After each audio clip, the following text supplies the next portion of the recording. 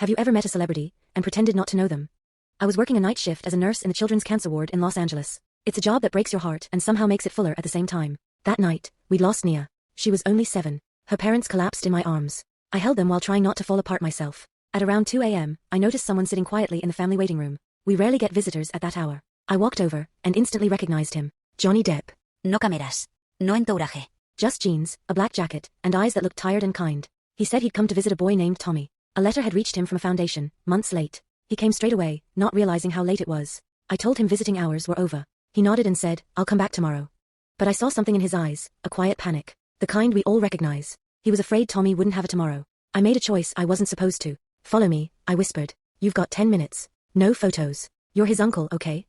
Tommy was asleep. So small, surrounded by tubes. His room was filled with pirate posters, his world. Johnny stood still at the door, then slowly walked in and sat beside him. He held Tommy's hand. Tommy opened his eyes, and when he realized who it was, his whole face changed. "You came," he whispered. Johnny smiled and said in that familiar voice, "Captain Jack always keeps his promises, mate. Just ran into some rough waters getting here." I gave them space and kept watch from the hallway. What was supposed to be 10 minutes, turned into an hour. He gave Tommy a compass, a bandana, and a little replica of Jack Sparrow's sword. Tommy lit up. He talked more that hour than he had in days. When they said goodbye, Johnny turned to me and said, "You have no idea what this meant to him." I replied, "Actually, I think I do."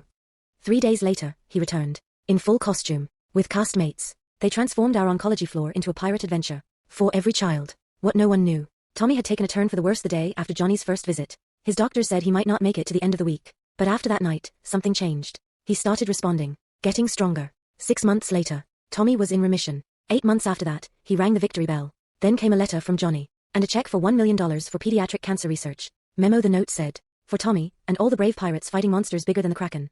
Tommy's 13 now. Still cancer-free. Still watching Pirates of the Caribbean. Still dreaming big. I never told anyone about breaking the rules that night. And Johnny? He never mentioned it publicly. Some stories are meant to stay secret, but they're the ones that change everything. Real heroes wear bandanas. And sometimes, they visit at 2 a.m. Yellowheart, share this if you believe in quiet acts of kindness.